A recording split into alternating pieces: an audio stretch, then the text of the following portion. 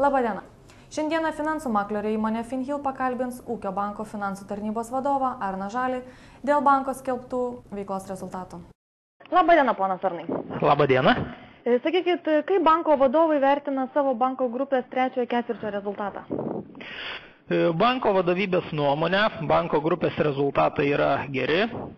Vyraujant nepalankiai situacijai pasaulio finansų rinkose, drastiškai kritus pasaulio vertybinių popierių rinkoms trečio ketvirčio laikotarpiu, blogėjant šalies ekonominėms sąlygoms, banko grupė sugeba ir toliau auginti pelnus. Banko grupė per šių metų 9 mėnesius uždirbo beveik 84 milijonus litų grynojo pelno, tai yra 36% daugiau nei praeitais metais. Neįskaičius 2008 metų trečio ketvirčio pelno iš dukterinių įmonių pardavimo, banko pelnas iš tęstinės veiklos sudaro 69 milijonus litų, tai yra 15% daugiau nei praeitais metais. Nors trečio ketvirčio veiklos rezultatai palyginus su ankstesniais ketvirčiais yra kuklesni, tačiau tuos rezultatus sąlygojo viena objektyvi priežastis – į kelių metų žemumas kritusios vertybinių popierių rinkos, kuriuose bankas investuoja. Aišku, ilgą laiką bankas generuodavo didelės pajamas iš užsienio valiutų keitimo operacijų, o trečiojo šių metų ketvirtį šis rezultatas buvo neigiamas. Kas įtakojo tokį pokytį? Užsienio valiutų keitimo operacijų ir operacijų išvestinėmis finansinėmis priemonėmis rezultatų sumažėjimui daugiausiai įtakos turėjo parduotų banko dukterinių įmonių užsienio valiutų pozicijų Rusijos rubliais valdymo išlaidos banke, bei išvestinių finansinių priemonių sandorių nutraukimo prieš terminą kaštai, priėmus sprendimą parduoti minėtas banko dukterinės bendrovės. Galima sakyti, kad šitas ketvirtis buvo išskirtinis ir įtakotas išskirtinai vieno didelio sandorio. Aišku. Per trečiąjį ketvirtį paskolų portfelis augo įspūdingai, net 12,6%. Kaip išlaikydamas tokį paskolų išdavimo tempą, bankas planuoja spręsti skolintų lėšų pritraukimo klausimą? Jūsų minėtas paskolų portfelio augimo tempas iš tikrųjų ne visai toks.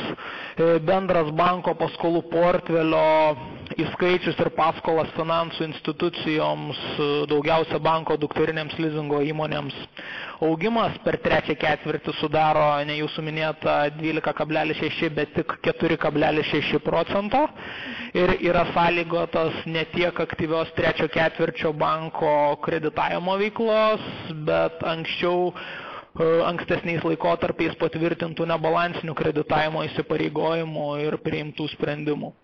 Manau, kad artimiausių metų ženklaus paskolų portfelio augimo ūkio banke, kaip ir visoje Lietuvos bankinėje rinkoje, nebepamatysime.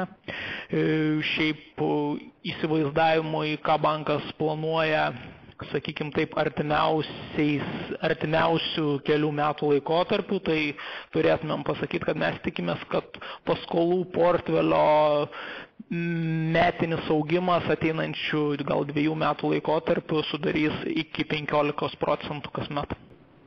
Dar metų pradžioje bankas buvo planavęs antroje šių metų pusėje platinti akcijų emisiją. Sakykite, ar bus įgyvendinami šie planai, ar buvo pasikeitimų kažkokiu?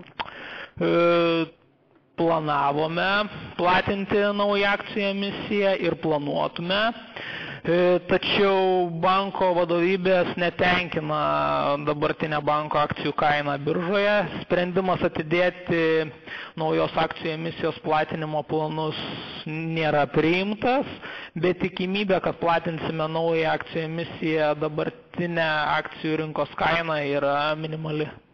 Na ir pabaigai gal galėtumėt šiaip trumpai pasakyti, kokias veiklos gairės brėžtų banko vadovybė artimiausiam pusmečiai? Pagrindiniai banko veiklos tikslai artimiausiame pusmetyje tai yra saugi, stabili, atsargi, tačiau be abejonės pelninga banko veikla, leisianti geriau įvertinti pastarojo laikotarpio įvykių poveikį globalioms finansų rinkoms ir mūsų šalies ekonomikai, bei suformuoti naujus strateginius tikslus banko augimui ir plėtrai ateityje. Kągi, ačiū Jums labai už pokalbį, už paskirtą laiką. Prašau. Girdėjote pokalbį su Ūkio banko finansų tarnybos vadovu Arnu Žaliu.